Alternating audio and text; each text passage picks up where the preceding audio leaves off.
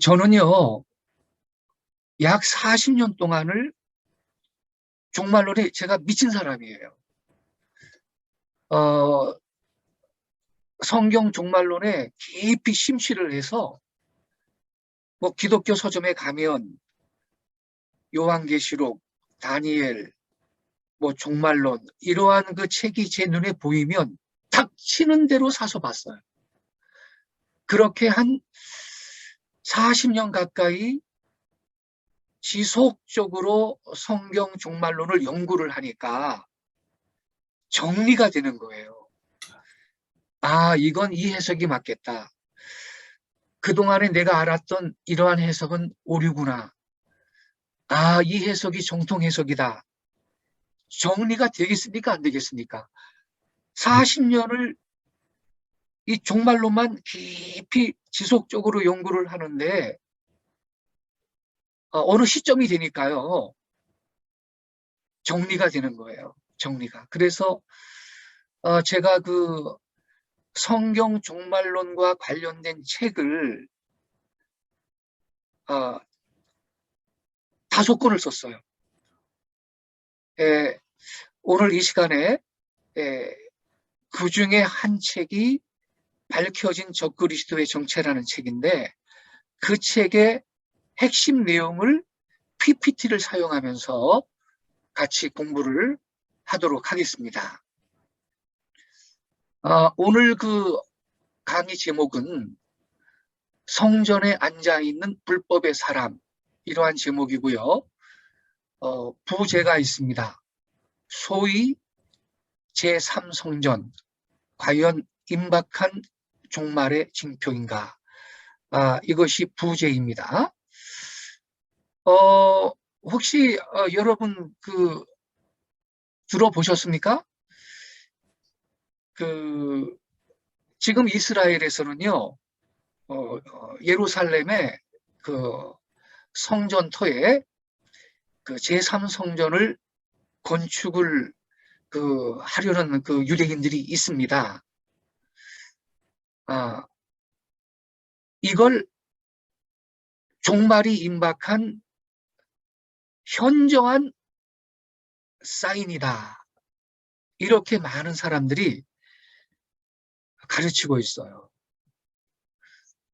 그 제3성전이 건축이 되면 적그리스도가 그 제3성전 지성소에 들어가 앉아가지고 이 화면에 있는 그림대로 거기에서 전 세계를 통치할 거다. 그래서 제3성전이 지금 건축을 하려는 그 움직임이 있는 걸 볼 때 예수님의 진임이 임박한 거다. 이러한 그 논리를 갖고 가르치는 분들이 있는데 과연 그런 것인지 이 시간에 공부를 좀 같이 하도록 하겠습니다. 잠깐만요.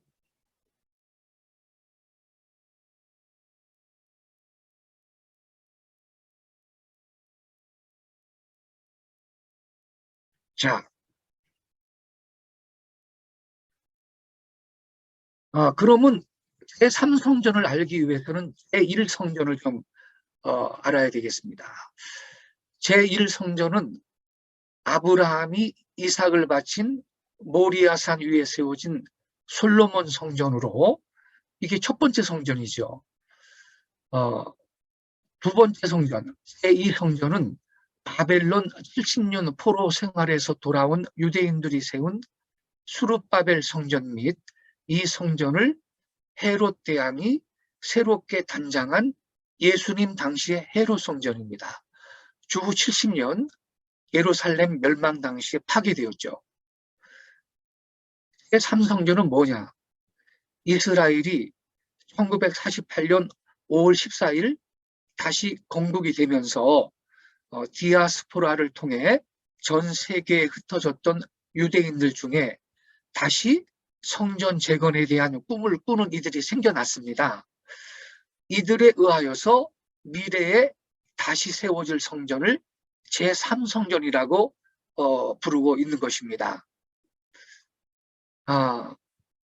그런데요, 이 세대주의 종말론자들은 장차 재건될 그 제3성전이 예수님의 재림이 임박한 사인이다 이렇게 가리키는데 과연 그런지 이 시간에 공부를 할 거예요.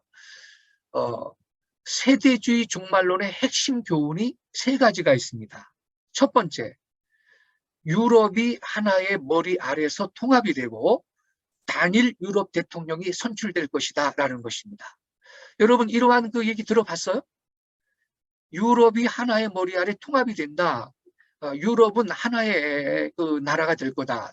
단일 유럽이 된다. 그리고 단일 유럽 대통령이 선출이 될 거라는 거예요. 두 번째, 바로 그 사람이 적그리스도로서 단일 세계 정부의 총통이 될 인물이다라는 겁니다. 세 번째, 이 적그리스도는 예루살렘의 재건된 유대인 성전, 이른바 제3성전에 앉아서 3년 반 동안 전 세계를 통치할 것이다 라는 거예요. 7년 대환란이 있는데 이 후 3년 반, 이 3년 반 동안 이 재건된 예루살렘의 그 유대인 성전, 제3성전 그 지성소에 들어가 앉아가지고 내가 하나님이야 그러면서 전 세계를 통치할 것이다 라는 거예요. 최근에는 한 가지 이론이 추가되었어요. 대리칩을 갖고 세계를 지배할 거다. 이런 말 들어보셨죠? 요즘에 좀 잠잠해졌어요. 한참 대리칩 갖고 떠들더니 제가 엄청나게 영적 전쟁을 하고 싸웠습니다. 그런 헛소리 하지 말라고. 이게 그 세대주의 종말론의 그 핵심 이론입니다. 이 사람이 소위 단일 세계 정부의 총통입니다. 재건된 유대인 성전, 소위 제3성전의 지성소에 자기가 딱 들어가 앉아가지고 내가 하나님이야 그러면서 세상을 3년 반 동안 통치할 것이다 라는 이론이 세대주의 종말론의 핵심 주장인 것입니다. 과연 그런지 성경으로 확인을 해보겠어요. 첫째, 성경은 유럽은 영구히 통합되지 못한다 이렇게 예언하고 있습니다. 다니엘서 2장 43절에 그렇게 기록이 되어 있어요. 왕께서 새와 진흙이 섞인 것을 보셨은즉 그들이 다른 인종과 서로 섞일 것이나 그들이 피차에 합하지 아니함이 쇠와 진흙이 합하지 않은과 같으리이다 그랬어요. 자, 여러분, 합한다 그랬어요? 안 합한다 그랬어요? 성경은 유럽이 통합된다고 예언을 하고 있는 게 아니라 절대로 통합이 안 될 거다라고 예언을 하고 있는 거예요.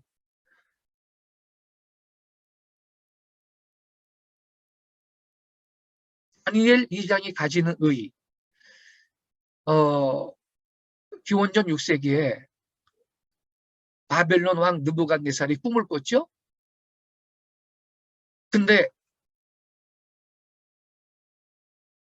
그 꿈을 꾸고 나서 너무너무 번민을 하고 고민하고 그러는 거죠. 아무도 해석을 못해요. 근데 다니엘이 해석을 해줬죠. 근데 이 느부갓네살이 얼마나 폭군이냐면요. 이 바벨론의 모든 술객들, 술사들, 박사들을 갖다가 그 어존으로 집합을 시켜가지고 너희들 말이야 내가 무슨 꿈을 꾸었는지 그 꿈을 알아내가지고 해몽을 하라는 거예요. 이래도 되는 겁니까? 아니 무슨 꿈을 꿨는지 말이나 하고 해몽을 하라 그래야지. 내가 무슨 꿈을 꿨는지 그걸 알아내서 해몽을 하라는 거예요. 그러니까 아무도 못하죠. 그런데 다니엘이 해줬습니다. 다니엘이 기도했을 때 그 느부갓네살이 꾼 꿈을 똑같은 꿈을 하나님이 다니엘한테 보여주시고 그게 무슨 꿈인지를 알려주셨거든요. 그래서 다니엘이 느부갓네살한테 가서 해몽을 해주잖아요. 먼저 뭐라 그래요? 큰 신상을 봤습니다. 큰 신상을. 여러분이 왼편에 있는 이런 신상을 봤다고 다니엘이 말을 하죠. 그러니까 느부갓네살이 깜짝 놀랐겠죠. 자기가 알려주지도 않았는데 무슨 꿈을 꿨는지. 왕이여 당신이 이런 신상을 봤습니다. 딱 먼저 얘기를 한 다음에 머리는 금이고 가슴과 두 팔은 은이고 배는 그 배와 넓적다리는 노시고 종아리는 철이고 발은 얼마는 흙이고 얼마는 진흙으로 되어 있는 신상인데 이게 금속으로 되어 있어가지고 광채가 찬란했다. 아주 무섭게 보였다. 그대로 얘기를 해주죠. 그러면서 해명을 해주는 거예요. 금머리는 첫 번째 나라인데 예, 바벨론 당신이다. 바벨론 나라다. 그리고 그 다음에 바벨론 다음에 당신만 못한 나라가 세상에 또 등장할 거다. 그게 이제 가슴으로, 이 은으로 된 가슴과 두 팔이죠. 과연 바벨론은 메대 바사한테 망했습니다. 그리고 메대 바사 제국은 그 다니엘이 해석하기를 배와 넓적다지는 노수로 되어 있는데 그 다음에 셋째 나라가 또 등장해서 세상을 지배할 겁니다. 그랬고 다니엘이 또 이 종아리는 철로 되어 있는데 넷째 나라가 철처럼 강한 넷째 나라가 세상에 등장해서 세계를 지배할 겁니다. 이렇게 해몽을 해주고 발은 얼마는 흙이고 얼마는 진흙이다. 근데 뭐라고 해몽을 해줬냐면 그 넷째 나라가 분열될 겁니다. 그렇게 해몽을 해줬거든요. 그런데 우리가 세상 역사를 보면 바벨론 나라는 메대 바사 제국한테 망했고요. 메대 바사 제국은 알렉산더의 그리스한테 망했고요. 그리스 제국은 로마한테 망했거든요. 그리고 로마는 어떤 그 다섯 번째 제국에 의해서 망한 게 아니고 분열됐어요. 분열. 그래가지고 이제 그 분열된 AD 476년에 완전히 그 열조각이 났는데 그 나라들이 오늘날 그 유럽의 모체죠. 이 첫 시간 다음에 다니엘서 2장을 공부할 계획인데 시간이 되면 진행을 할 겁니다. 자, 그런데 뭐라 그랬냐면 이 발이 있죠, 발. 여기 다니엘서 2장 43절에 뭐라 그랬어요? 왕께서 새와 진흙이 섞인 것을 보셨은즉 그들이 다른 인종과 서로 섞일 것이나 그들이 피차에 합한다 그랬어요? 안 합한다 그랬어요? 합하지 아니함이 새와 진흙이 합하지 않음과 같으리이다 그랬죠. 그래서 이게 무슨 말입니까? 로마 제국 대신에 들어선 여러 나라들이 어떤 단일의 통치 제국으로 통합되지 못할 것이라는 말씀이에요. 즉 로마 제국 붕괴 이후에 생겨난 유럽 열국들은 하나의 머리 아래서 영구히 연합될 수 없다라는 예언인 것입니다. 그래서 어떤 목사든지 유럽이 통합될 겁니다라고 설교하는 분은 거짓말을 하고 있는 거예요. 그런데 이 거짓말에 얼마나 많은 성도들이 속고 있는지 몰라요. 여러분 성경을 믿으세요. 성경은 유럽이 통합이 안 된다라고 예언을 하고 있습니다. 그런데 어떻게 단일 유럽 대통령이 나오겠습니까? 유럽이 통합이 안 되는데 어떻게 단일 유럽 대통령이라는 인물이 존재할 수가 있습니까? 그런 잘못된 종말론에 여러분 속지 마시기 바랍니다. 이 첫째 시간 끝나고 2교시가 원래 다니엘서 2장을 자세히 공부할 계획인데 시간이 되면 진행을 할 것입니다. 자, 또 한 가지 여러 왕들의 시대에 재림하실 예수님. 선지자 다니엘은 예수님께서 재림하시어 그의 왕국을 세우실 때의 세상에 대해서 다음과 같이 기록했어요. 다니엘서 2장 44절에 이 한 왕의 시대에 이렇게 썼어요. 이 여러 왕들의 시대에 하늘의 하나님이 한 나라를 세우시리니 이것은 영원히 망하지도 아니할 것이요. 이렇게 기록했어요. 이 여러 왕들의 시대에 하늘의 하나님이 한 나라를 세우신데 이것은 예수님의 재림으로 이 땅에 이루어질 하나님의 왕국을 말하는 거잖아요. 영원히 망하지 아니할 하나님의 왕국이요. 그런데 그 하나님의 왕국이 어느 시대에 세워진다고요? 한 왕의 시대에? 여러 왕들의 시대라고 말하고 있습니다. 분명히 여러 왕들의 시대라고 말씀하고 있어요. 킹제임스 버전은요. In the days of these kings. NIV는 In the time of those kings. 만일 단일 세계 정부가 출현하여 한 사람의 세계 독재자가 지구를 통치하는 시대라면 그것은 한 왕의 시대이지 절대로 여러 왕들의 시대라고 말할 수 없어요. 제 말이 틀렸습니까, 여러분? 그렇죠? 성경은 여러 왕들의 시대에 예수님이 재림이 있다고 말씀하고 있는 것입니다.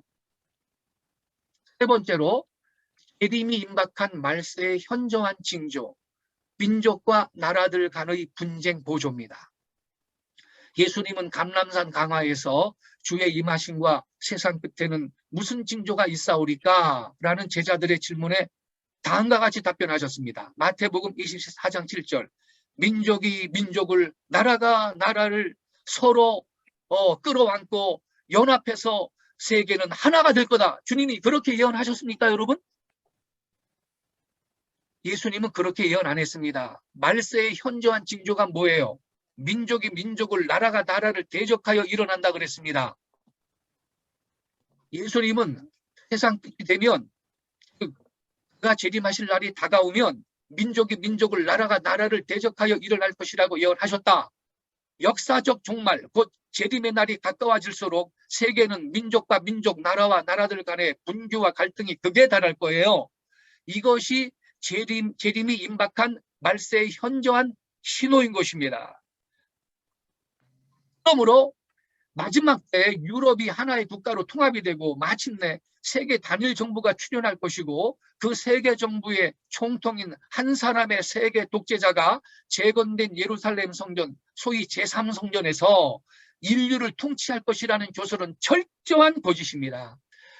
그런 판타지 소설 같은 사이비 종말론에 속지 마시기 바랍니다. 그러나 이러한 비성경적 종말론에 기만당하는 성도들과 목회자들이 무수하게 많습니다.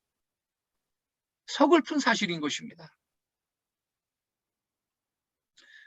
그러나 세대주의자들은 그리스도의 본거지를 재건된 유대인 성전, 즉 제3성전이라고 주장합니다. 이러한 이론은 대체 어디에 근거를 두고 나온 것일까요? 이 사람들도 나름 성경을 근거로 제시하고 있거든요. 물론 성경을 잘못 해석한 거죠. 이걸 한번 살펴보겠습니다. 이게 뭐냐? 데살로니가 후서 2장 3절 4절 말씀이에요. 아무도 어떤 모양으로든지 너희를 미혹하지 못하게 하라. 이는 먼저 배교하는 일이 이르지 않고 또 그 죄의 사람 곧 멸망의 아들이 나타나지 않고서는 그날이 오지 아니함이니라. 그날은 예수님이 재림하실 날을 말하는 거예요. 그러니까 예수님이 재림하시기 전에는 두 가지 징조가 있는 거예요. 배교, 먼저 배교하는 일이 있어야 되고, 또 그 죄의 사람, 멸망의 아들이 나타나지 않고선 그날이 오지 않는다 그랬으니 예수님이 재림하시기 전에는 두 가지 사인이 있어요. 교회가 배교하는 일이 있고, 여기 죄의 사람, 멸망의 아들, 적그리스도를 말하는 겁니다. 적그리스도가 등장합니다. 먼저. 그 다음에 예수님이 재림하는 거예요.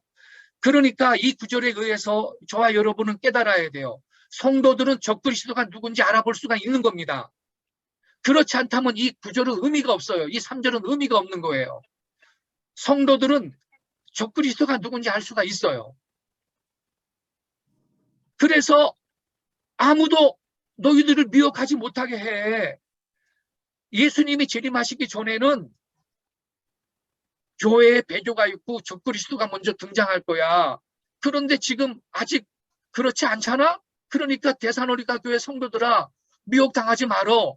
지금 이 데살로니가후서는 지금 바울이 당시에 데살로니가 교인들한테 하는 말이거든요. 그 시점은요. 그러니까 우리는 이 데살로니가후서 2장 3절을 통해서 교회는 적그리스도가 누군지 알 수 있다라는 거예요. 수수께끼 인물이 아니에요. 자, 4절에 또 뭐라 그랬냐면요. 그는 대적하는 자며 적그리스도입니다. 멸망의 아들, 죄의 사람입니다. 그는 대적하는 자며 또 하나님이라고 불리는 모든 것과 숭배받는 대상 위에 자신을 높여 하나님의 성전에 앉아 하나님처럼 보여 자신을 하나님이라고 하느니라. 자, 이 적그리스도가 어디에 앉아 있는다 그랬어요? 하나님 성전. 이 하나님 성전을 세대주의 종말론자들은 재건된 유대인 성전으로 해석을 하고 있는 거예요. 그래서 적그리스도가 말세에 이 재건된 유대인 성전, 소위 제3성전에 들어가 앉아가지고 3년 반 동안 내가 하나님이다 그러면서 세상을 지배할 거다. 이렇게 지금 설명을 하고 있는 거예요.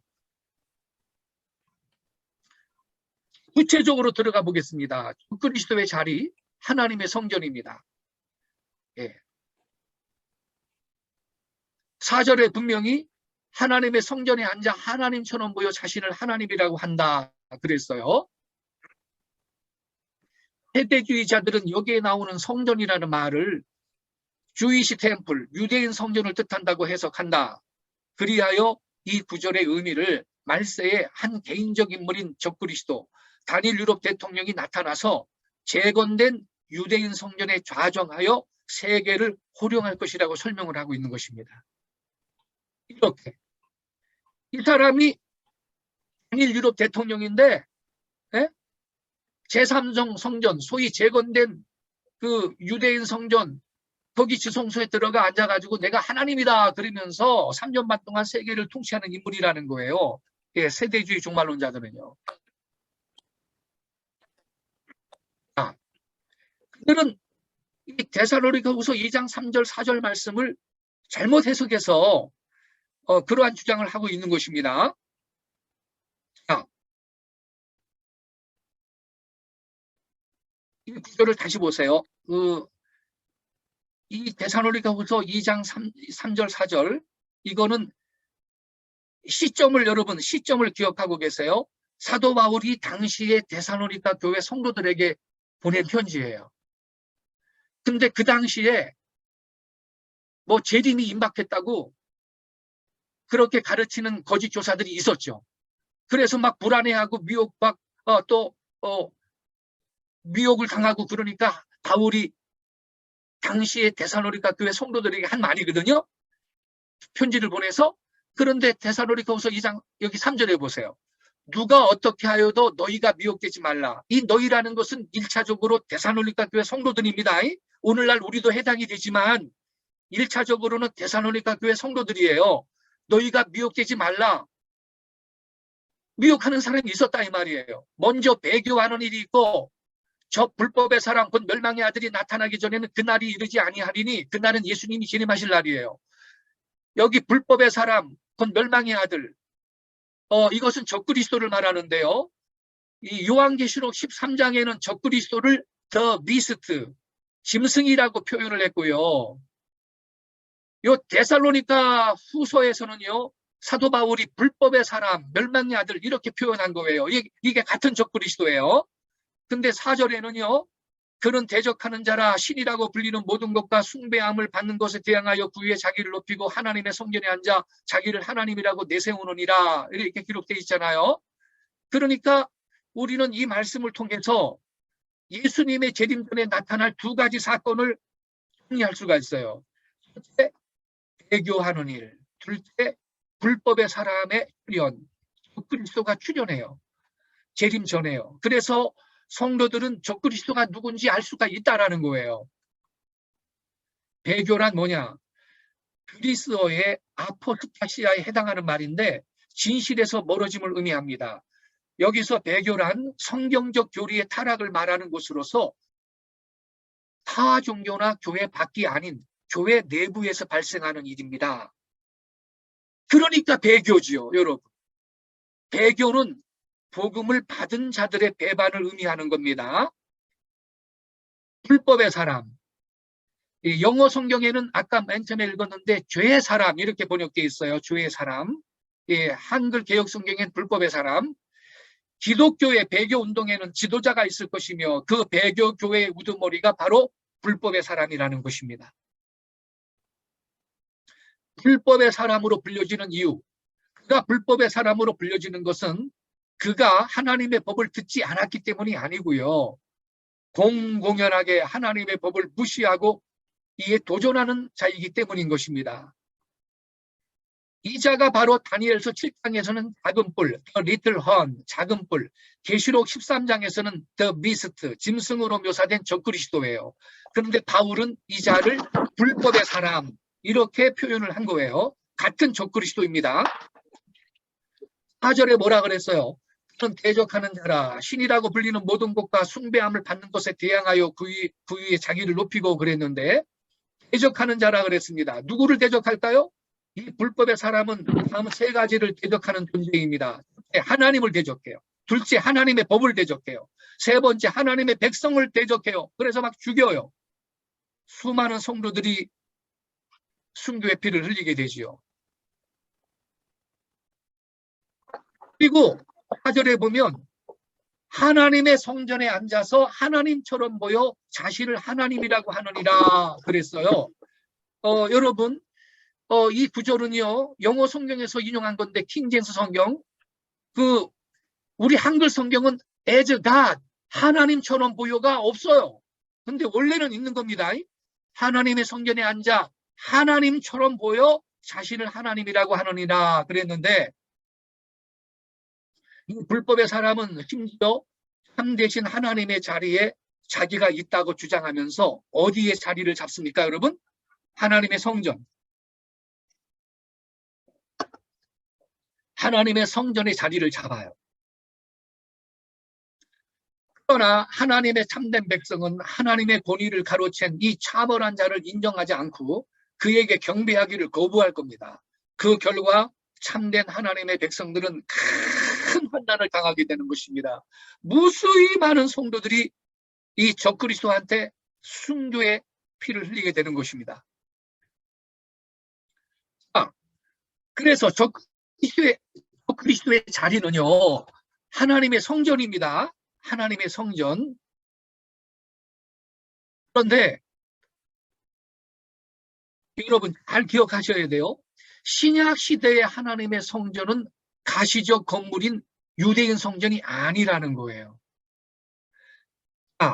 사도 바울이 여기 4절에 말이죠. 4절 보세요. 이 적그리스도가 하나님의 성전에 앉아 하나님처럼 보여 자신을 하나님이라고 한다. 이렇게 기록했는데, 여기에 나오는 4절에 나오는 하나님의 성전을 사도 바울은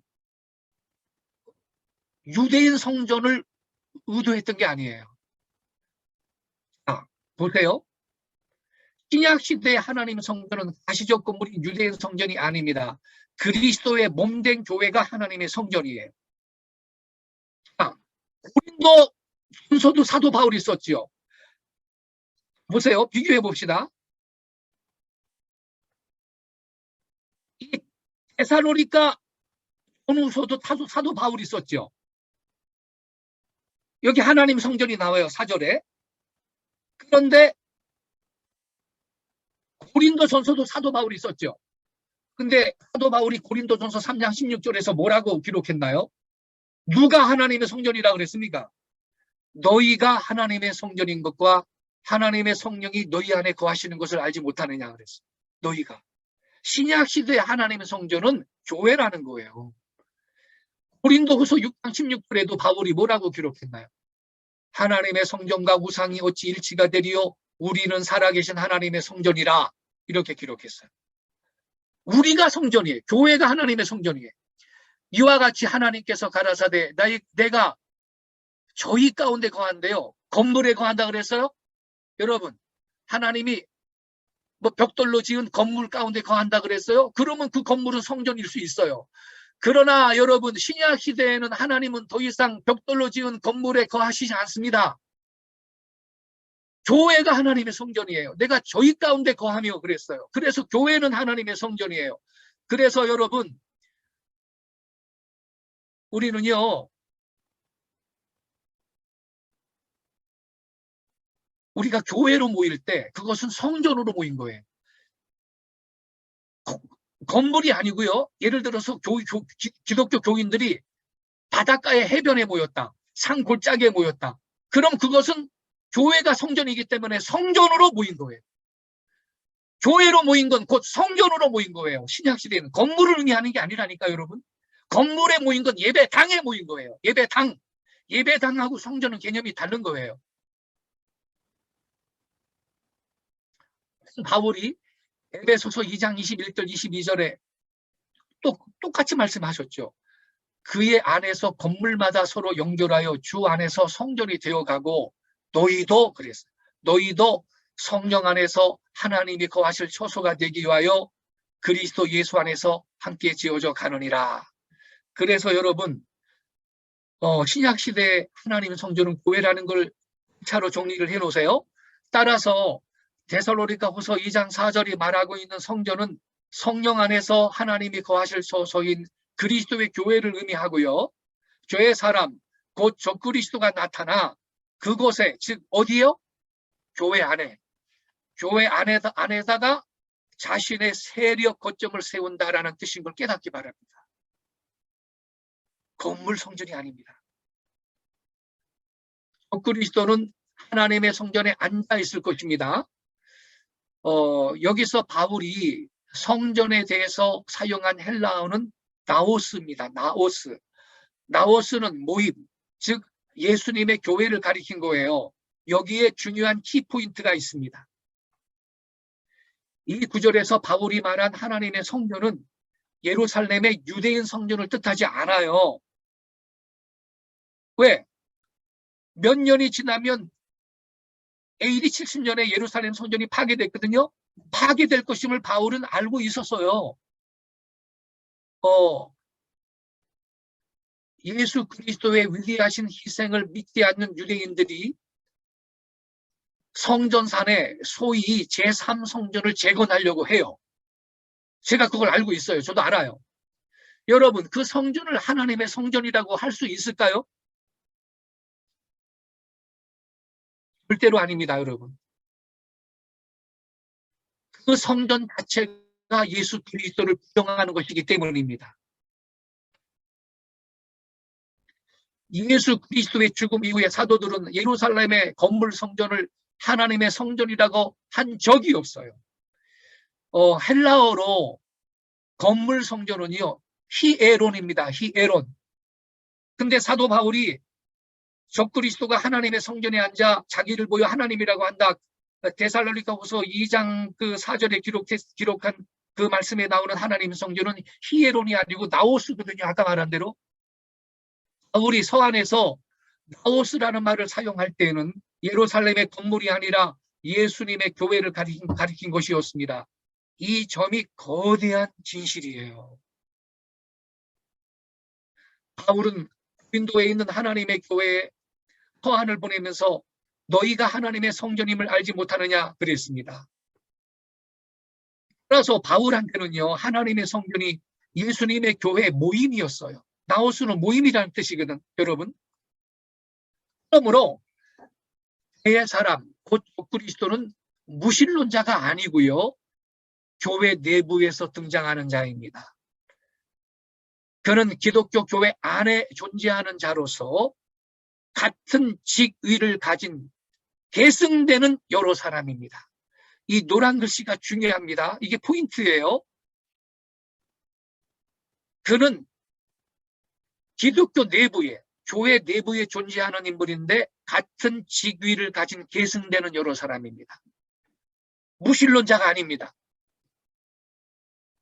그는 하나님의 성전, 나오스, 즉 교회 안에 앉아있는 존재입니다.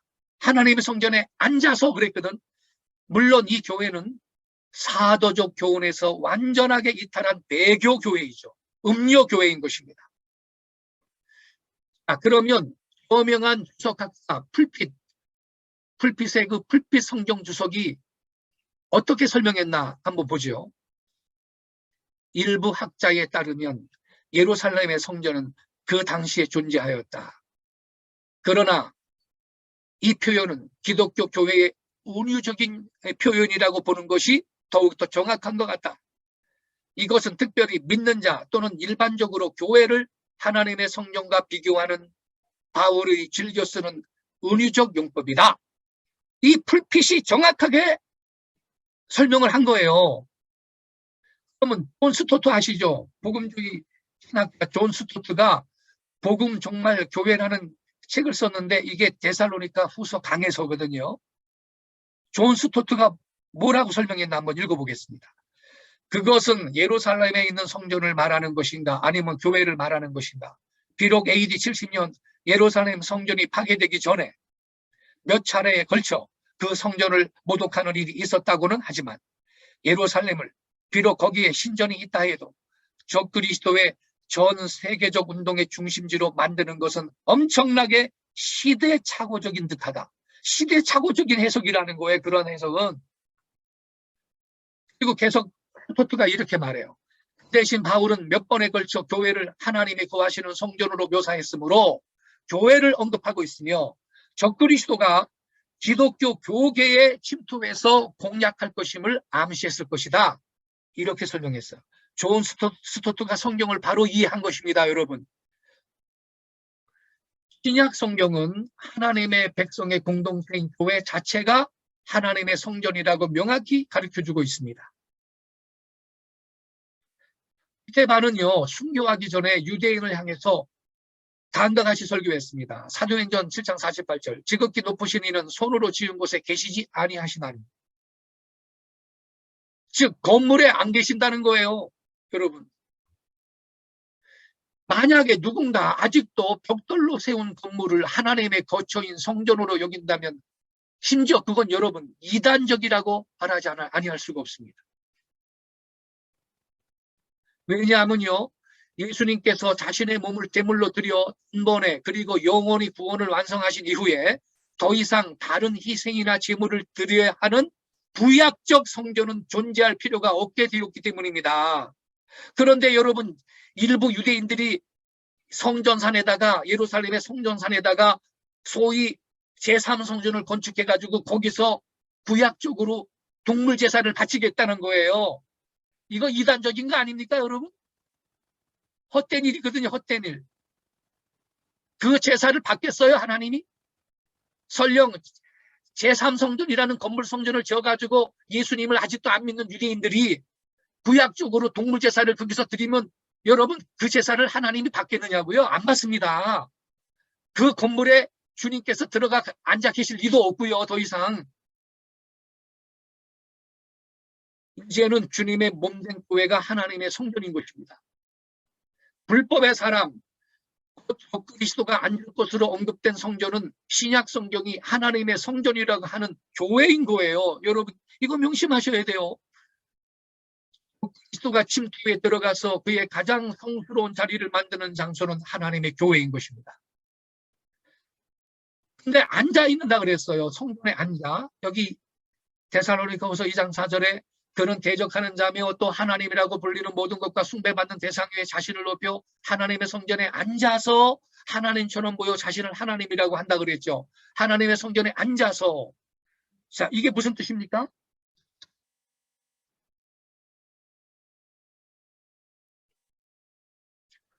그리스도는 앉아 있을 것이다. 이건 여러분 어떤 의자에 앉아 있는다 이 뜻이 아니에요. 성경 언어에서 앉는다 이 말은요, 권자에 있는 뜻이에요. 권자. 예수 그리스도는 이제 하나님의 오른편. 오른편이라는 건 권위를 뜻하거든요. 권위, 힘. 예수 그리스도는 이제 하나님의 오른편, 그 권위의 자리에 앉아 계십니다. 예수님은 우리의 최고 권위자이며 오직 한 분뿐인 하나님과 사람 사이의 중보자이십니다. 바울에 따르면 그리스도도 역시 권자에 앉아서 기만할 것이라고 말합니다. 그래서 데살로니가후서 2장 3절부터 4절의 실제적인 뜻은요, 불법의 사람, 그 적그리스도가 하나님의 교회가 성전이거든요. 하나님의 교회에서 권자에 앉아가지고 내가 하나님이다 주로 자처하고 하나님이 가지실 주권을 참남되이 취할 것을 가리키는 예언인 거예요. 건물 성전 아니에요. 그러므로 내 사람 적그리스도는 무신론자가 아니고요, 교회 내부 기독교 안에서 등장하는 인물입니다, 여러분. 이러한 사실은 바울이 그리스도를 멸망의 아들이라고 부르고 있다는 것이 재확인해 주는 거예요. 여기 데살로니가후서 2장 3절에 아무도 어떤 모양으로든지 너희를 미혹하지 못하게 하라. 이는 먼저 배교하는 일이 이르지 않고 그 죄의 사람, 영어 성경은 죄의 사람이라고 번역했어요. 그 죄의 사람, 곧 멸망의 아들이 나타나지 않고서는 그날이 오지 아니함이라 그랬는데, 그 죄의 사람은 멸망의 아들이에요. 바울은 그리스도를 다음과 같이 부릅니다. 죄의 사람, 곧 멸망의 아들. 죄의 사람은 그리스도의 속성을 표시하는 이름입니다. 멸망의 아들은 그리스도의 운명을 표시하는 이름입니다. 멸망의 아들, 무슨 뜻이냐? 멸망할 운명의 아들이라는 뜻으로 파멸된 운명을 가진 자라는 의미예요. 그의 행동이 그의 운명을 결정합니다. 적그리스도의 마지막은 멸망인데요. 계시록 19장 20절에 그렇게 써 있어요. 불못으로 떨어집니다. 이 적그리스도가 그를 따르는 거짓 선지자들과 함께 불못으로 떨어집니다. 이게 적그리스도의 운명이에요. 그래서 영원한 멸망이에요. 멸망의 아들인 것입니다. 적그리스도는.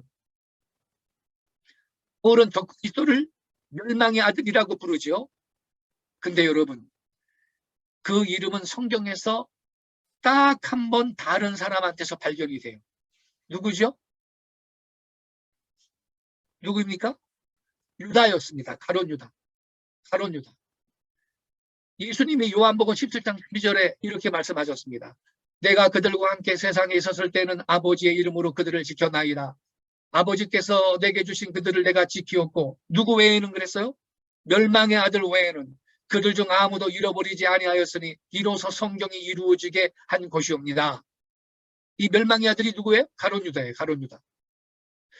바울은 예수님이 유다를 가리켜 사용하신 멸망의 아들이라는 이름을 적그리스도를 가리키는데 의도적으로 사용해서 쓴 거예요. 왜 그랬을까요, 여러분? 왜 그랬을까?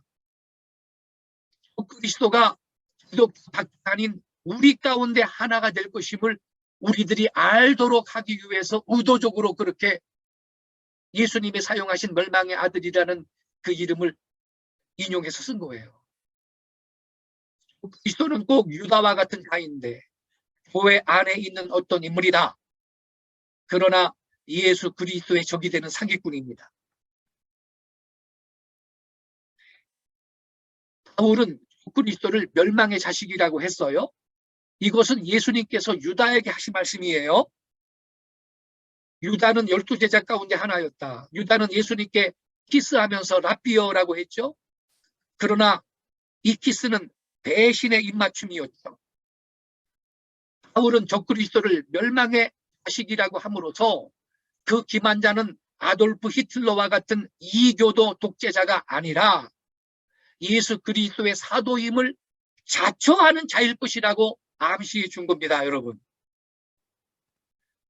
그러나 실제로 그는 거짓 사도예요. 그리스도는 기독교밖에 아닌 우리 가운데 하나인 존재라는 걸 명심하세요.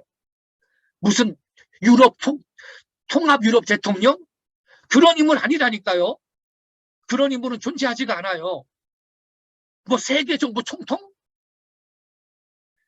세상에서 등장하는 게 아니고 기독교 내부에서 등장하는 인물입니다. 성경이 말하는 적그리스도는 꼭 유다와 같은 자로서 교회 안에 있는 어떤 인물인 것입니다. 그러나 그는 거짓 사도이고 예수 그리스도의 적이 되는 사기꾼이에요. 이것은 사도 요한이 그리스도에 관해서 말한 것과 완전히 일치해요. 요한일서 2장 18절을 보세요. 어린 자녀들아 이것이 마지막 때라 적그리스도가 올 것이라고 너희가 들었던 대로 지금도 많은 적그리스도가 일어났으니 이로써 우리가 마지막 때인 줄 아느니라. 19절 보세요. 그들이 바깥에서 그냥 생겼어요. 우리에게서 나간 거예요. 밑줄 친 데를 잘 보세요. 바깥에서 그냥 생겼습니까? 기독교랑 상관없이 바깥에서 생긴 거예요. 외부에서?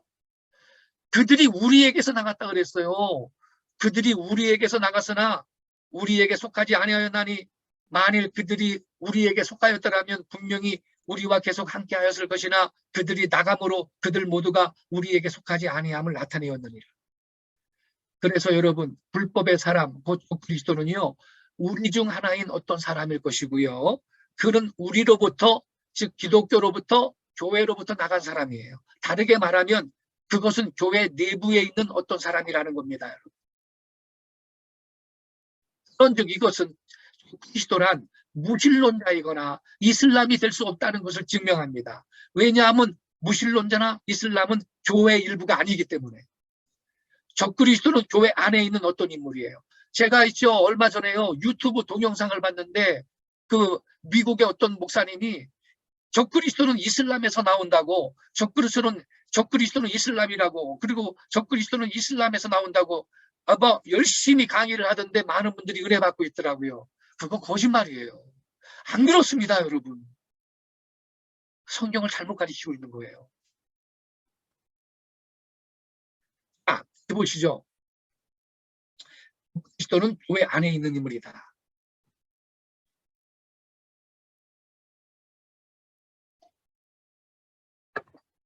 그렇다면 누가 이 규정에 꼭 맞을까요? 여러분, 뭐 좀 감 잡히는 사람 없습니까? 뭐 좀 떠오르는 인물 없어요, 그러면?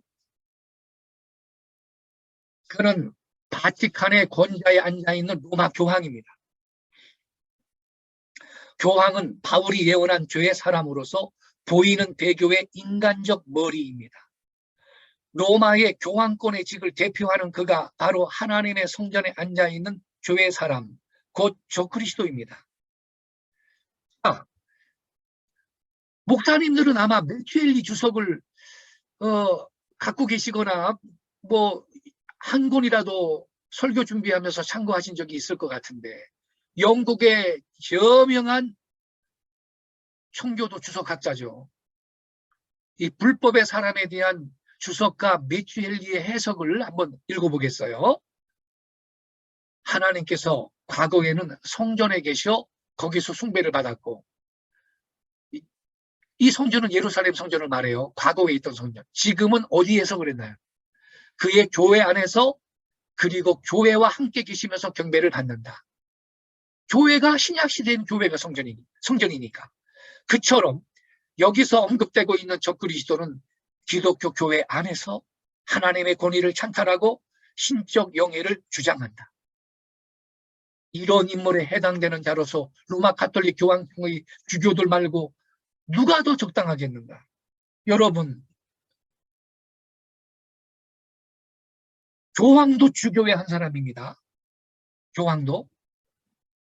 그들에게는 다음과 같이 아주 신성 모독적인 호칭들이 부여되어 왔다. 우리 주 하나님이신 교황, 세상에 계시는 또 다른 하나님, 하나님과 교황의 통치는 동등하다. 이게 사실이에요. 우리 주 하나님 교황, 이게 로마 교황의 공식 호칭입니다, 여러분. 지상에 계시는 또 다른 하나님, 이게 로마 교황의 공식 호칭이라니까. 이 메튜엘리 주석에 이렇게 잘 설명을 했어요. 성경이 말하는 종말론적 적그리스도의 정체는 한 사람의 개인적인 인물이 아니라 같은 직위를 가진 계승되는 여러 사람입니다. 물론 하나님 성전, 교회 안에서 나타나는 자이기에 무신론자도 아닙니다.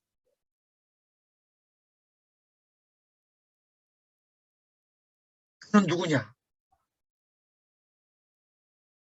그리스도의 대리자를 사칭하는 로마 교황입니다. 이분이에요. 안티클라이스트, in place of Christ, 그리스도의 대리자. 그리스도의 대리자. 근데 여러분, 저 그리스도를 안티크라이스트라고 하는데 헬라어에서 안티라는 말은 이중적인 의미를 갖고 있습니다. 첫째, 대적한다라는 뜻도 있고, 두 번째, 대리한다라는 뜻도 있습니다. 안티가 대리한다라는 뜻도 있어요. 로마 교황이 내가 그리스도의 대리자다 그러잖아요. 이 자가 저 그리스도인 것입니다. 이게 뭐 유목사 개인적인 견해가 아니고요. 우리가 지금 메튜엘리 주석도 읽었습니다만, 원래 여러분, 우리의 선배들은 성경을 바로 알고 그렇게 가르쳤죠. 웨스트민스터 신앙고백서 25장 6항을 보면요, 이렇게 써 있습니다. 교회의 머리는 오직 예수 그리스도 주님 한 분뿐이시다. 로마 교황은 결코 교회의 머리가 될 수 없다. 그는 교회 안에서 자기를 스스로 높여 그리스도와 범사에 일컫는 하나님을 대항하는 저 그리스도이며, 불법의 사람 곧 멸망의 아들이다. 우리 장로교회 웨스트민스터 신앙고백서 25장 6항에 이렇게 기록되어 있어요. 종교개혁자 칼빈도요, 데살로니가후서 2장 4절에 나오는 하나님의 성전을 교회로 해석하면서 적그리스도를 로마 교황이라고 폭로했습니다.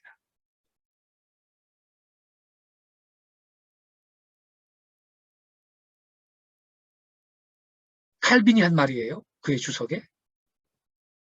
이 한마디, 하나님의 성전에는 교황이 교회 안에 확고한 자리를 굳히고 있다고 해서, 그러니까 칼빈은 이 데살로니가후서 2장 4절에 이 불법의 사람 적그리스도가 하나님의 성전에 앉아서 자기를 보여 하나님이라고 한다 이렇게 기록되어 있잖아요. 근데 칼빈은요, 그 하나님의 성전을 아예 교회라고 이해를 하고 있던 거예요. 그래서 이 한마디, 하나님의 성전에는 교황이 교회 안에 확고한 자리를 굳히고 있다고 해서 그의 행동이 어떻든 그를 그리스도의 대리자라고 믿는 사람들의 오류, 아니 터무니없음을 그대로 반박하고 있다. 바울은 하나님의 성전 바로 거기에 그리스도가 앉아 있는 곳으로 말하고 있다. 그는 외부에서부터 오는 원수가 아니라 신앙의 권속 가운데서 나오는 원수요. 봐요. 기독교 내부에서 등장하는 자라고 아까 공부했죠? 바로 그리스도의 이름을 가장하고 그리스도를 반대하는 자다. 나는 교황이 쥐고 흔들고 있는 것이 하나님의 성전이라는 점을 인정하지만 이 성전은 헤아릴 수 없는 신성모독으로 더럽혀지고 있다. 여기서 말하는 하나님의 성전은 교회라고 칼빈이 지금 이해하고 설명하고 있는 거예요. 이 칼빈이 데살로니가 후서에서 제대로 설명을 했습니다. 그럼 루터는 뭐라 그랬냐? 마틴 루터. 바울이 데살로니가 후서 2장 3절 4절에 하나님이나 숭배함을 받는 자 위에 띄어나 자존하여 하나님의 성전에 앉아 자기를 보여 하나님이라고 하느니라고 기록하였던 그 존재가 여기에 있다. 그리스도인 불법의 사람, 곧 멸망의 아들이 있는데 그건 하나님의 법을 삭제하였으며, 여러분 천주교는 10계명에서 두 번째 계명 없앤 거 알죠? 아무 형상이든지 만들어서 만들지도 말고 거기 절하지 말라 그랬는데 천주교는 성상 숭배하잖아요. 그러니까 두 번째 계명 없애버렸어요. 10계명이 하나님이 친히 모세한테 새겨주신 그러한 말씀인데 감히 두 번째 계명을 없애버렸어요. 그러면 여러분 10계명이 9계명으로 줄어들잖아. 10계명을 채워야 되죠. 그러니까 마지막 10번째 계명을 둘로 짜게 나서 맞춘 거예요. 내 이웃의 아내를 탐내지 말라, 내 이웃의 소유를 탐내지 말라. 이렇게 해가지고 10개를 채워놨다니까. 천주교 교리문답서 보세요. 그렇게 돼 있어요. 그뿐만 아니라 여러분이 성경을 읽다가 없음 그런 거 보이죠? 가끔. 누가 그런 짓을 했어요? 천주교가 그런 짓을 했어요.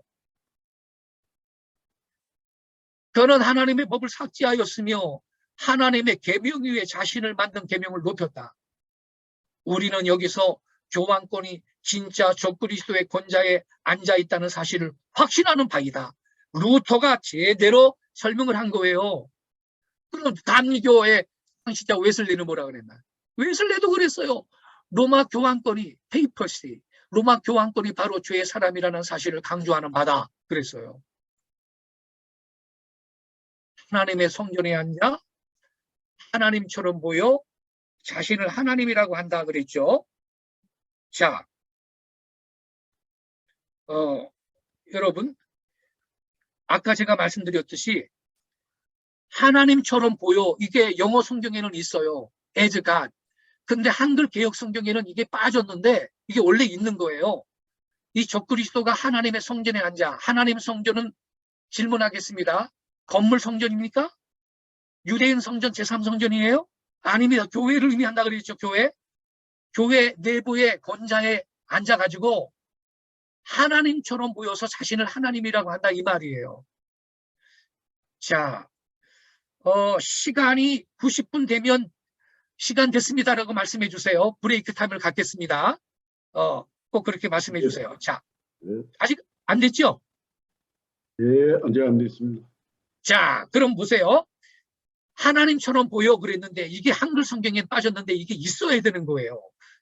자, 그러면 그 하나님처럼 보여 그 의미를 우리가 지금 이 시간 공부할게요. 하나님이 앉아 계시는 곳이 어딘지 아세요? 하나님은 크고 흰 보좌 위에 앉아 계십니다. 하나님은 또 그룹 사이에 자정하신 하나님이에요. 이렇게 하나님은 크고 흰 보좌 위에 앉아 계시고 그룹 천사 두 그룹 사이에 앉아 계신 분인데 계시록 20장 11절에 보니까 또 내가 크고 흰 보좌와 그 위에 앉으신 자를 보니 땅과 하늘이 그 앞에서 피하여 간데 없더라. 하나님이 크고 흰 보좌 위에 앉아 계신다고 써 있죠? 하나님은 이렇게 그림에 보는 대로 하나님은 크고 흰 보좌 위에 앉아 계시는 분입니다. 또 이사야 37장 16절에 보니까 그룹 사이에 계신 이스라엘 하나님 만군의 여호와여 주는 천하만국의 유일하신 하나님이시라. 주께서 천지를 조성하셨나이다. 하나님은 그룹 사이에 계신 하나님이라고 기록되어 있죠. 이 구절의 의미를 이해하려면 성막을 공부해야 돼요. 성막. 여러분 애굽에서 탈출한 이스라엘 백성이 가나안 땅 들어갈 때까지 광야에서 40년 동안 천막 치고 생활했죠. 그런데 항상 센터에는 성막을 먼저 칩니다. 레위 지파가. 그러면 12지파가 동서남북으로 3지파씩 질서정연하게 저렇게 텐트 치고 야영 생활을 한 거예요. 뭐 아무렇게나 멋대로 텐트 치고 그렇게 산 거 아니에요.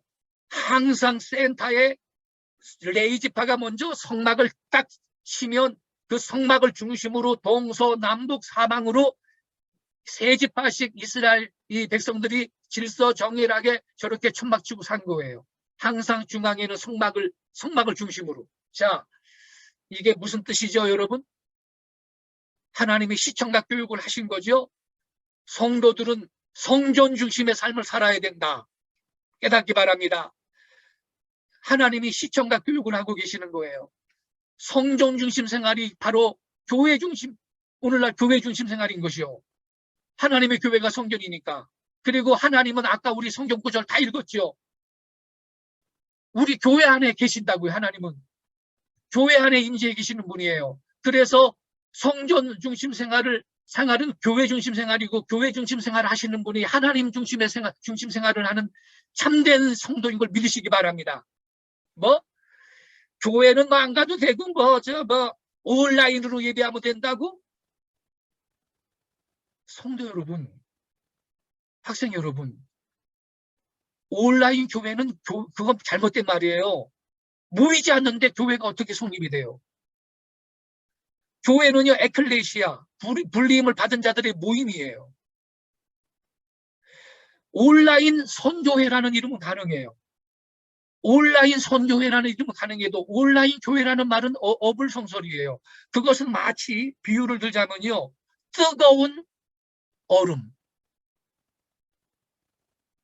눈보라가 몰아치는 한여름에 이런 말이 가능합니까? 성립할 수 없는 말이에요. 하나님 진실된 그리스도인들은 반드시 성전 중심의 생활을 저렇게 해야 된다는 거예요. 오늘날로 말하면 교회가 성전이기 때문에 교회 중심의 생활을 해야 되는 것입니다. 하나님이 가르쳐 주신 거예요. 그런데 여러분, 성전에 말이죠. 성막에 불기둥이 솟아있죠. 불기둥. 저게 지성소 위에서 불기둥이 솟아있는데 지성소. 저게 낮에는 구름기둥으로 바뀌는 거예요. 그래서 구름기둥이 하늘로 치솟아가지고 퍼지면 그게 거대한 양산 역할을 해줘가지고 그 광야의 땡볕에 이스라엘 백성들이 견디게 해주신 것이요. 얼마나 감사한지 몰라요. 그런데 지성소 안에는 복궤가 있어요. 복궤. 지성소 안에는 복궤가 있는데요. 1년에 한 번 속죄일날 대제사장이 피를 갖고 여기 지성소에 들어가서 하나님 만나고 나오는 거거든요. 지금 대제사장님이 지성소에 들어가 있는 모습입니다. 이 그림이. 그런데 지성소에는 언약궤, 법궤가 있는데 법궤 뚜껑을 봐요. 법궤 뚜껑. 구룹 천사가 조각이 돼 있죠. 구룹 천사가 양쪽에서 날개로 이렇게 법궤 뚜껑을 덮고 있어요. 그런데 하나님은 이 두 그룹 사이에 앉아 계셨다고. 여기 왕인지에 계셨어요. 그래서 여기 빛이 하늘로 솟고 있죠. 이게 여기서부터 구름기둥, 불기둥이 솟는 거예요. 이게 지금 하나님의 임재가 이 그룹 사이에 있는 거예요. 그래서 하나님은 그룹 사이에 자정하신 하나님인데, 이렇게 봅시다. 그러면 하나님은 크고 흰 보좌 위에 앉아 계신 분입니다. 그죠? 크고 흰 보좌 위에 앉아 계신 분인데 하나님은 그룹 사이에 자정하신 하나님이에요. 이 그림대로 성경의 하나님은. 그럼 여러분, 제가 질문할게요. 어떤 인간이 이러한 모습으로 앉아 있으면 돼요, 안 돼요? 안 되겠죠? 그런 인간이 있어요. 그런 인간이. 누군지 아세요? 교황이에요. 교황 보세요, 여러분. 이게 교황의 자리입니다. 크고 흰 보좌에 앉아 있는데 그룹 사이에 앉아 있잖아요. 그룹. 여러분, 이 양쪽에 날개 달린 조각상 보이죠? 이게 황금 그룹입니다. 황금 그룹. 황금으로 만들었는데 그룹을 조각한 거예요. 크고 흰 보좌 위에 교황이 그룹 사이에 앉아 있죠. 이게 무슨 뜻이에요? 나는 지상에 있는 하나님이다. 그걸 역설하고 있는 거예요. 이해되십니까, 여러분? 설명문 보세요. 설명문. 그룹 사이의 크고 흰 보좌 위에 앉아서 자신을 하나님처럼 보여 하나님 행세를 하는 교황. 아까 우리 데살로니가후서 2장 4절 읽었죠?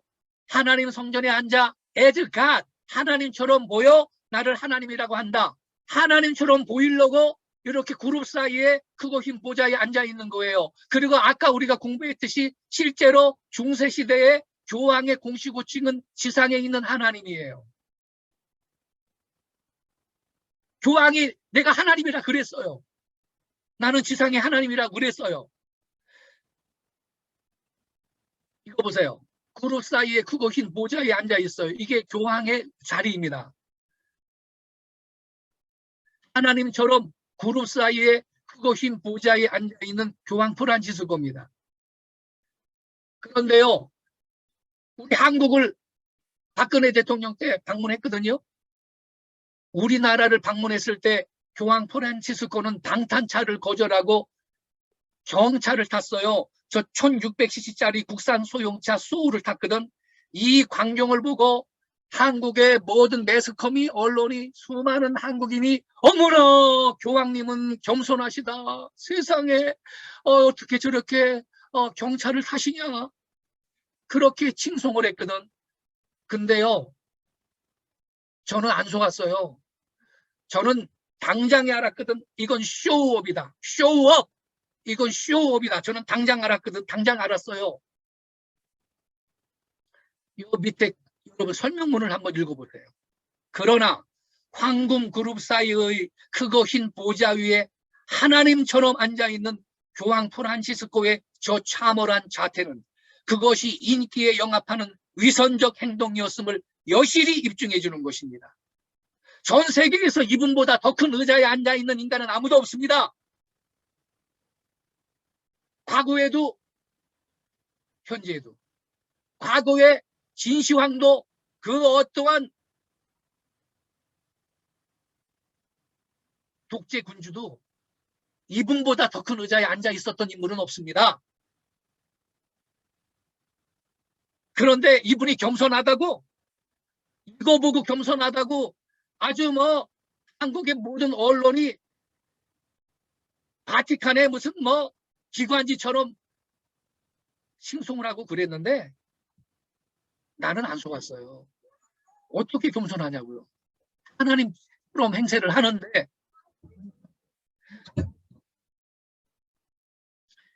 현 교황 프란치스코뿐만 아니라 그의 전임 교황 베네딕토 16세도 역시 같은 자리에 앉아서 자신을 하나님처럼 보이며 하나님 행세를 했습니다. 이거 봐요. 그룹 사이에 크고 흰 보좌에 앉아 있죠? 이거 봐요. 저 의자 큰 거 좀 보세요. 그룹 사이에 크고 흰 보좌에 앉아 있죠? 그런데 아까 제가 말했지, 교황은요, 내가 하나님이라고 또 실제로 자기 입으로 그렇게 말도 주장도 했거든요. 이분은 누구시냐? 교황 비오 11세입니다. 이분이 1922년 4월 30일 날 뭐라 그랬느냐?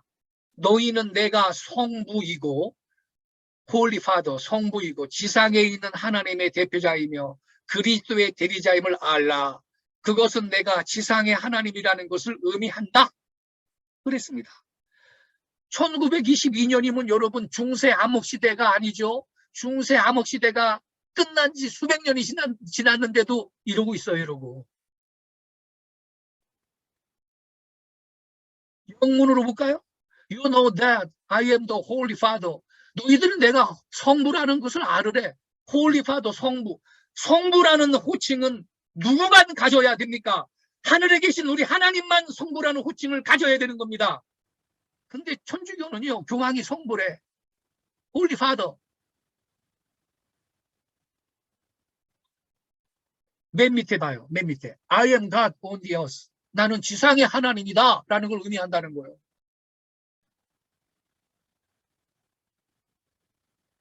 그들은 이 사람을 홀리 파더 성부라고 부른다. 그런데 여러분, 예수님은 마태복음 23장 9절에 땅에 있는 자를 아버지라고 하지 말라. 너희 아버지는 한 분이시니 곧 하늘에 계신 이신이라 그랬거든요.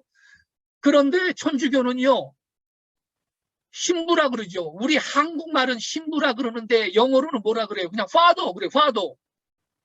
아버지. 하나님은요, 성직자한테 그런 호칭 그렇게 부르지 말라 그랬거든. 그런데 교황은 홀리를 붙여가지고 홀리 파더. 예수님의 말씀을 정면으로 거역한 거죠. 이 그림은요, 교황 프란치스코가 교황으로 선출됐을 때 축하하려고 성당 바깥에 모여있는 사람들의 모습인데, 이 사람은 중국인 천주교인이에요. 경애적 성부 만세, 이렇게 해서 성부, 한자로 성부 보이죠? 비바 파파 프란치스 이렇게 나왔어요. 이거는 제가 천주교 사이트에서 스크랩한 건데, 해피 버스데이 홀리 파더, 성부 생일을 축하해요. 웰컴 홀리 파더, 성부 환영해요. 야, 참 기가 막힌 노릇입니다, 여러분. 이건 먼저 교황이죠. 교황의 생일을 알리는 천주교 매체의 광고입니다. 교황은 성부예요. 해피 버스데이 홀리 파더. 이거 먼저 교황 학생 때 사진이네요. Our Holy Father as a young schoolboy. 우리 성부께서 학생이셨을 때. 그런데요, 천주교는 실제로요, 교황이 하나님이라 그랬거든. 교황은 이 땅에서 그저 사람으로서가 아니라 진짜 하나님으로서의 지위를 가진다. 종교 재판을 주도한 교황 이노센트 3세의 말입니다. 이 사람은 교황 레오 13세인데요. 교황은 너무나 존엄하고 높기 때문에 단지 인간이 아니라 하나님과 동급 존재래. 하나님과 같은 존재로서 하나님이 대리자다 그랬고, 이 사람은 교황 니콜라오 5세인데 나는 모든 신들 위해 존재한다 그랬습니다. 이 사람이 이게 니콜라오 5세 초상한데요. 교황 니콜라오 5세가 자기 자신에 대해서 한 말을 한번 보겠습니다. 힘은 모든 것 안에 있고 모든 것보다 위이다. 그로 힘은 하나님의 대리자로서 하나님과 동급이다. 힘은 모든 것보다 위에 있으니 응당 다른 모든 신들보다 위에 있다. 교황은 계속해서 자신이 하나님과 동급이거나 그보다 더 높다고 주장했고요. 그래서 가톨릭 신자들은 아예 우리 주 하나님 교황이라는 호칭까지 썼습니다. Our Lord God the Pope. 라테란 공의회가 교황 율리우스 2세에게 부여한 유명한 말이 있습니다. 공의회라는 것은 우리 기독교로 말하면 교단 총회를 말하는 거죠. 근데 교황 율리우스 2세가 216대 교황인데 제2년도가 1503년부터 1513년이거든요. 그러니까 연도를 기억하세요. 이때 마틴 루터가 눈뜨고 있었습니다. 마틴 루터가 여러분 화딱지가 나지 않았겠어요? 한번 이 라테란 공의회가 교황 율리우스 2세에게 부여한 말이 뭔지 한번 봅시다. 그러면 삼가 주의하시오. 성하께서 우리에게 주신 구원과 생명과 호흡을 우리로 하여금 잃지 않게 하여 주옵소서. 세상에 구원과 생명과 호흡을 성하께서, 교황이 준다는 거예요. 교황을 교황 성하 그러거든. 이 사람들은 성하께서는 목자이시고 의사이시며 통치자이시고 농부이시니 궁극적으로는 이 땅에 계신 다른 하나님이십니다. 그랬어요. 여러분, 루터가 그때 눈뜨고 있었는데 루터가 여러분 열받지 않았겠어요? 어?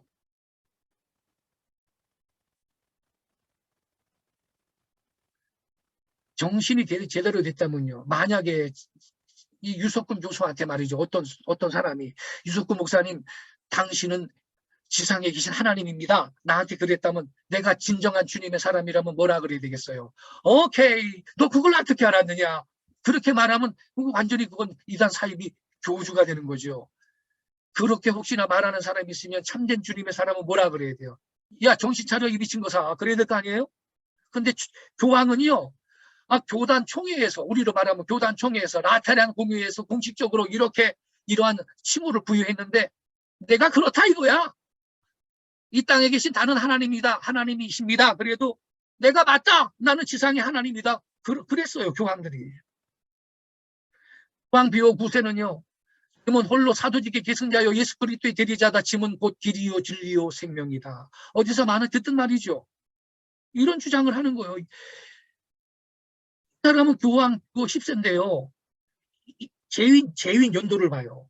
1914년 8월 달까지 재위했으니 이 사람도 어쨌든 20세기 초에 활동했던 교황인데, 중세 암흑 시대가 한창 끝난 시대 아닙니까? 근데도 하는 말 봐요, 하는 말. 교황은 단순히 예수 그리스도의 대리인 수준이 아니다. 오히려 그는 육신을 입은 예수 그리스도 그 자체이다. 이야, 예수님이요, 예수님. 이렇게 보세요. He is Jesus Christ himself under the veil of the flesh. 육신의 휘장 아래 있는 예수님 자체라는 거예요. 교황. 이런 거요. 1시간 내내 이런 자료만 해놓도요. 시간이 모자라요. 이것을 생략하고 넘어갈게요. 생략하고 넘어가요. 이거는 확인해야 돼요. 이 사람은 교황 바오로 2세거든요. 우리 한국에도 왔던 분인데 이런 말을 했어요. 하느님에게 가지 마라. 죄의 용서를 위해서는 짐에게 와야 한다. Don't go to God for forgiveness of sins. Come to me. 용서받기 위해서 하나님한테 가지 말고 나에게 와라. 여러분, 천주교는 이게 말이 되는 거예요. 천주교에서는 죄 용서를 받으려면요. 뭐 해야 돼요, 여러분? 고해성사 해야 돼요, 고해성사. 그런데 천주교 교리는요. 고제되지 않은 죄는 사함이 없다. 이게 교리예요. 그게 뭐냐? 고해성사를 하지 않으면 죄 사함이 없다는 거거든. 그러니 죄 용서를 받기 위해서는 짐에게 와라 그러는 거예요. 이게 말이 되는 거예요, 천주교는. 그러나 여러분, 고해성사 같은 건 없습니다. 우리는 개인적으로 예수님 앞에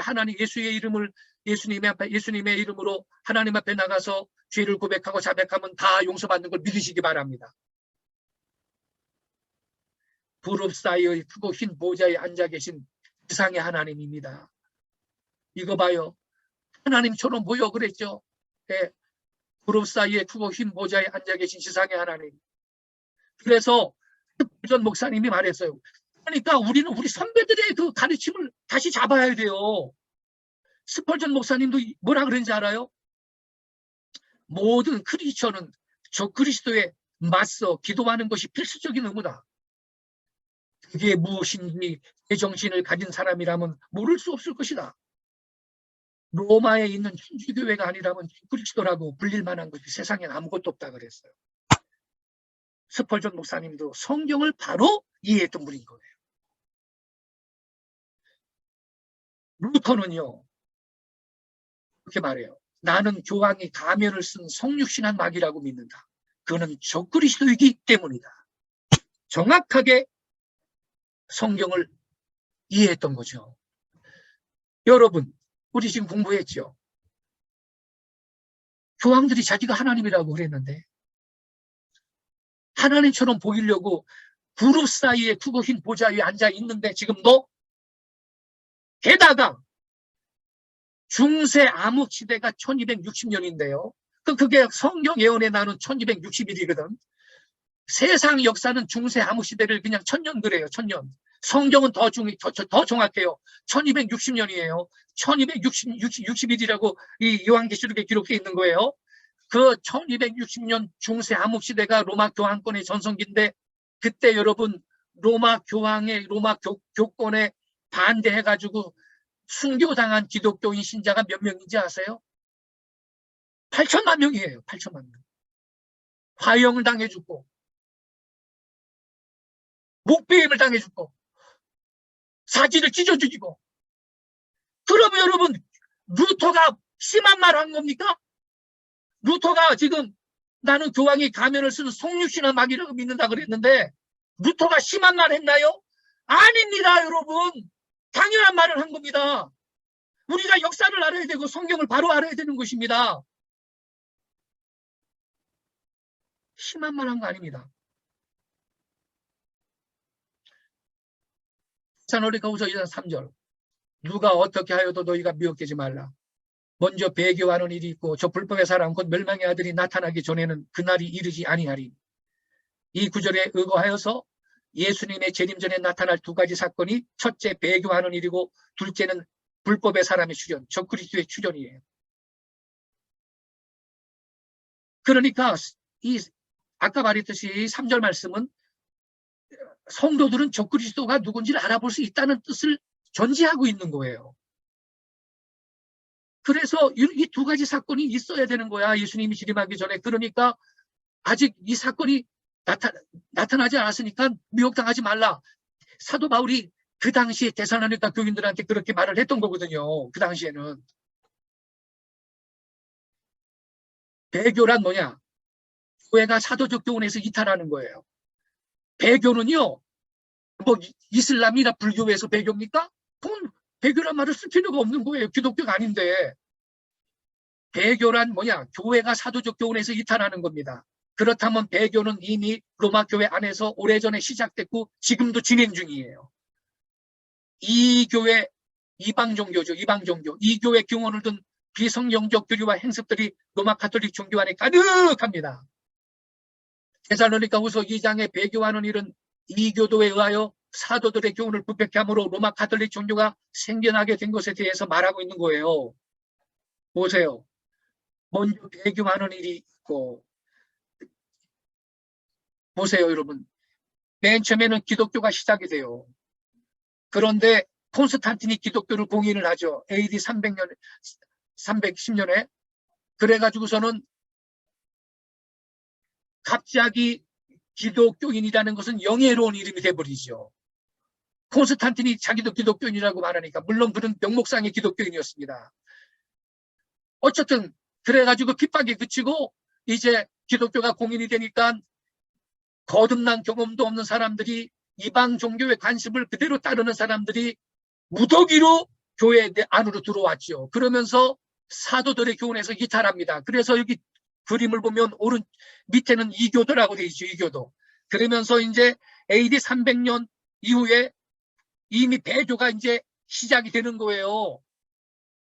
로마 감독이 이교도 최고 승원장을 겸함 378년, 교황 칭호를 가진 390년, 십자가 초상화 성자상 유구를 숭배한다 789년, 마리아에게 기도하는 게 800년, 성수를 공인한 게 850년, 미사제가 생긴 게 11세기, 신부의 독신 규정 1079년, 염주 돌리는 거 무슨 불교처럼 묵주라는 게 있죠. 묵주 1090년, 면죄부 발명이 1091년, 종교재판소 설치 1184년, 면죄부 판매 개시 1190년, 고해 성사가 1215년에 생기고, 성체 숭배, 떡 숭배 1220년, 성경 구독 금지 1225년, 연옥 서류 확정이 1439년, 유전을 성경과 같은 권위로 결정하는 게 1546년, 가경을 정경으로 공인하는 게 1546년, 성모성 완성 1568년. 저는 유치부 때부터 교회 다녔거든요. 모태 신자는 아니지만 유치부 때부터 교회 다녔는데, 제가 고등학교 2학년 때 중고등부 회장했어요. 그런데 그 당시만 해도 1970년대에 문화가 뭐 다양하지 못해가지고서는 교회는요, 가을이 되면 중고등부가 문학의 밤이라는 거 했어요. 여러분도 경험하셨나요? 그러면 여러 교회 다 초청해가지고 정말 멋진 문화 행사를 기독교적으로 하는데, 어떤 교회 갔더니요, 시 낭송을 하는데 백뮤직으로 아베 마리아 이거를 틀어놨더라고. 그 교회 교육들도 싸는 머리가 깡통인 거예요.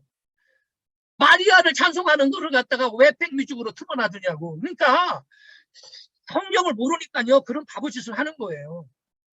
내가 그 교회 담임 목사님이었다면요, 경을 쳤을 거예요. 성모성 완성이 1568년, 마리아 무지의 잉태설이 1854년, 마리아는 원죄도 없대. 교황 무호설이 1870년, 요셉을 교회의 수호신으로 정한 것이 1870년, 마리아가 은총의 중재자라고 결정한 게 1917년. 여러분, 중세 암흑 시대가 끝났는데도 가톨릭은 상태가 더 계속 나빠집니다. 마리아는 하나님의 어머니라고 확정한 게 1931년. 마리아가 하나님의 어머니면 여러분, 마리아의 동생 되는 분은 하나님의 이모라고 불러야 되겠네? 말 돼요? 하나님은 어머니가 없어요. 마리아가 승천했대. 시체가 썩지 않고 하늘로 승천했대요. 그게 1950년. 마리아가 평생 처녀였다. 마리아 종신 처녀설이 1962년. 급기야 1965년에 제2차 바티칸 공의회 때 타종교회도 구원이 있다라고 공식 선언을 했어요. 서철원 교수님이 총신대학 조직신학 교수님이시잖아요. 몇 해 전에 은퇴하셨죠.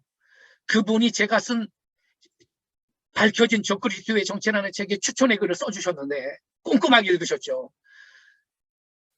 저한테 그럽디다.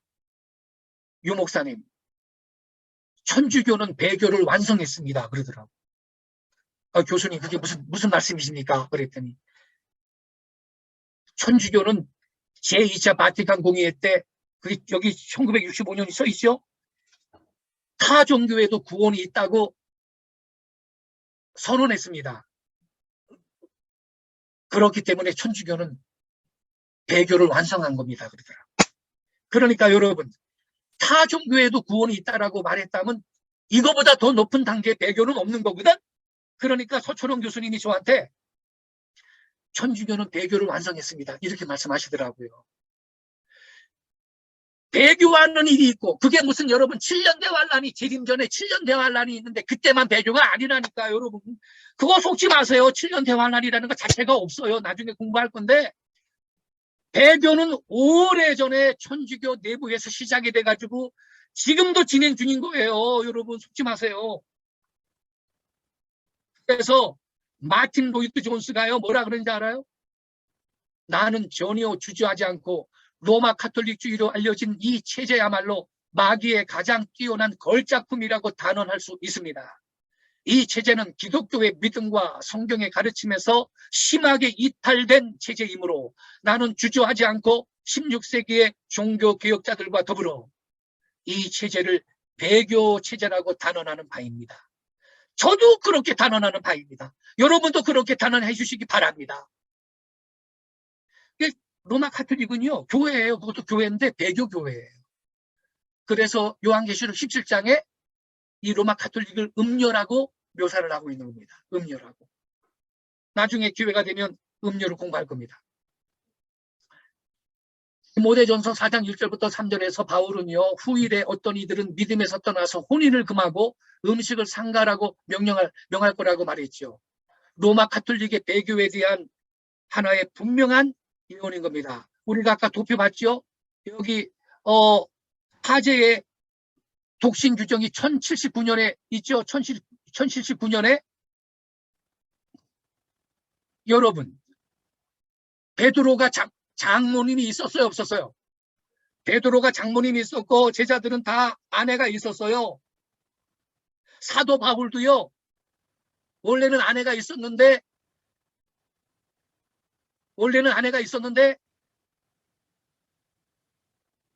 그걸 왜 그렇게 생각하냐면, 이 성경학자들이 왜 그렇게 말하냐면, 바울은 사내들인 공의회의 회원이었는데 총각은 사내들인 공의회 회원의 자격이 없었답니다.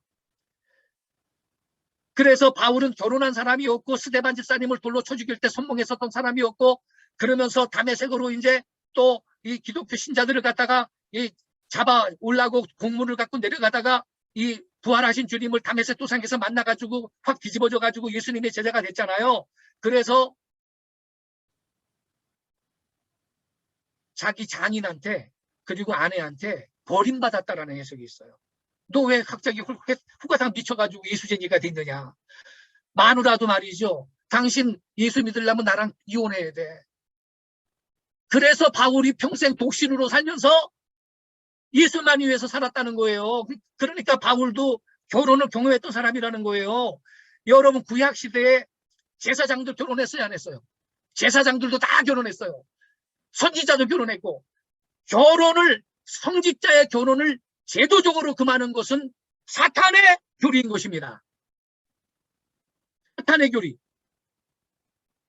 디모데전서 4장 1절 이하에 후일에 어떤 이들이 믿음에서 떠나서 혼인을 금한다고 기록되어 있는 게 이게 로마 가톨릭의 배교에 대한 예언인 것입니다, 여러분. 물론 개인적인 차원에서 독신의 은사가 있는 사람이 개인적인 차원에서 결혼 안 하고 주님만 평생 섬길 수 있어요.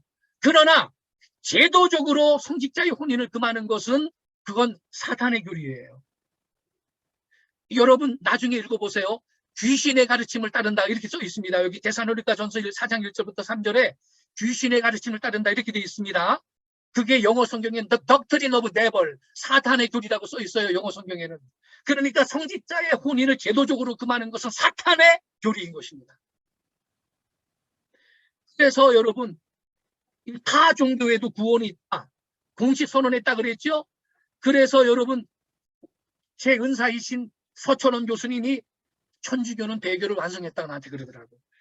과연 여러분 확인해 봅시다. 도올과 김수환 추기경의 대담. 여기까지만 공부하고 1교시를 좀 마치겠습니다. 2004년 4월 27일 KBS 1TV에 도올의 논어 특강이라는 프로가 있는데 그때 도올이 58강 강의 중에 있죠. 그때는요. 당시에 살아있던 김수환 추기경을 초청해가지고 둘이서 대담 형식으로 진행을 했거든요. 그런데 여러분이 아시다시피 도올은 안티의 대표예요. 기독교를 얼마나 조롱하고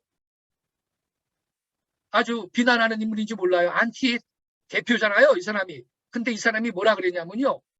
이 김수환 추기경한테 기독교는 독선적이라고 왜 타종교회는 구원이 없고 자기들만 구원이 있다고 그러냐고 막 그렇게 얘기를 해요. 그러면 여러분 뭐라고 대답해야 돼요? 저 같으면요. 예수님만이 우리의 구세주입니다. 그렇게 말해야 될 거 아니에요. 성경대로. 근데 김수환 추기경이 뭐라 그런지 알아요? 막 좀 잘 보세요. 이거 제가 캡처한 거예요. 실제 프로에서 캡처한 거예요. 불교를 믿든지 다른 종교를 믿든지 인간으로서 참되게 사는 사람은 하나님께서 다 구원해 주십니다. 이렇게 대답을 했어요. 이분이.